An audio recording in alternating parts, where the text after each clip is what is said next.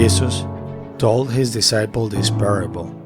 The kingdom of heaven will be like 10 virgins, who took their lamps and went out to meet the bridegroom. 5 of them were foolish, and 5 were wise. The foolish ones, when taking their lamps, brought no oil with them, but the wise brought flasks of oil with their lamps. Since the bridegroom was long delayed, they all became drowsy and fell asleep. At midnight there was a cry, "Behold, the bridegroom! Come out to meet him." Then all these virgins got up and trimmed their lamps. The foolish ones say to the wise, "Give us some of your oil, for our lamps are going out." But the wise ones reply, "No, for there might not be enough for us and you. Go instead to the merchants and buy some for yourself." While they went off to buy it, the bridegroom came, and these who were ready went into the wedding feast with him. Then the door was locked. Afterwards, the other virgins came and said, "Lord, Lord, open the door for us." But he said in reply, "Amen, I say to you, I do not know you. Therefore, stay awake, for you know neither the day nor the hour." The Gospel of the Lord. Today, we celebrate the feast of Saint Edith Stein, another patron saint of Europe, a unique woman. She was Jewish, a German Jew, an intellectual, a very intelligent and brilliant woman. She was discovering the way of Christ, little by little, with great suffering, because she knew perfectly well the price she would have to pay. The price she had to pay at first was the rejection of her family. They did not accept her conversion, and much less they did not accept her consecration as a Carmelite nun. But it was not the only price to pay. If that was the price of her baptism, the price for being Jewish was also paid. When Hitler began to persecute the Jews to make the Shoah, the great slaughter of Jews, she was a Carmelite nun. She was sent by her superiors to a monastery in Holland. Hitler conquered the Holland land, and they also hunt and persecute Jews in Holland.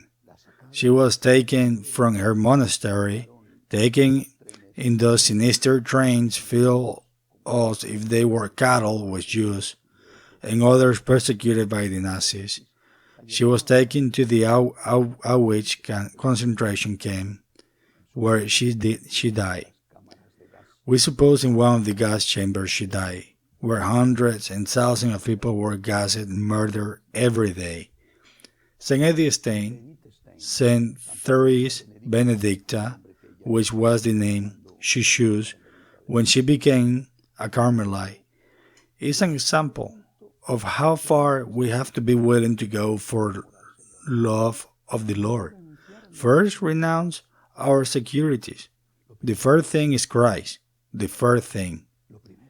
It was not easy for her to renounce to her religion and her Jewish family. It was not easy.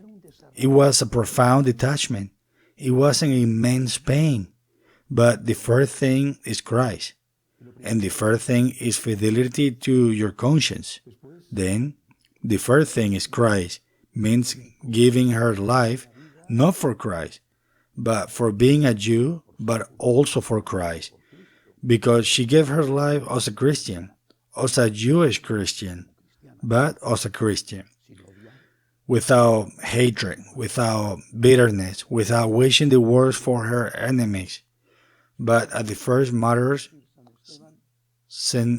Stephen did, "Forgive them, Lord, for they know not what they do." Lord, says St. Stephen, do not hold this sin against them. I repeat, it is the sample that Christ leaves us. First Christ. In our time, the Nazis do not exist. At least as far as I know. At least They do not exist with the control of a country as it happened in the 30s and the mid 40s in Germany. But in our times, there is the New World Order. There is also persecution in a different way, but it exists.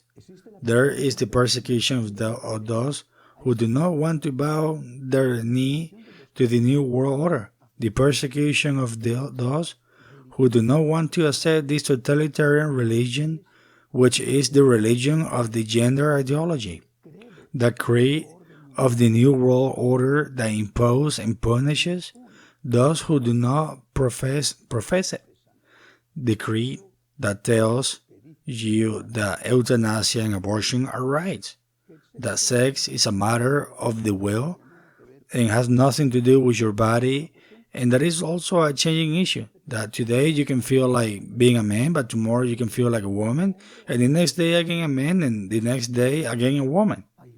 There are already cataloged more than 100 times difference of sexes. We have reached to this point, and the one who does not bend, the one who does not throw on the altar of the new gods the incense of adoration, is persecuted in one way or another. The mockery, the ridicule in his family, when not the rupture. How many people I know who in their family feel marginalized just because they go to Mass or because they pray without doing nothing, without saying nothing. But they're misunderstood. And it is a motive for mockery. It's a motive for bullying. And not to mention when a word you dare to manifest yourself according to your faith. Others can do it in other ways, but you have to keep quiet, and if you don't do it, you're persecuted. The martyrs have left us an example. First Christ. First Christ. It is not free. I do not know if the day of bloodshed will come, but in any case, the day of persecution has already arrived. Christ first, as the martyrs have taught us. Amen.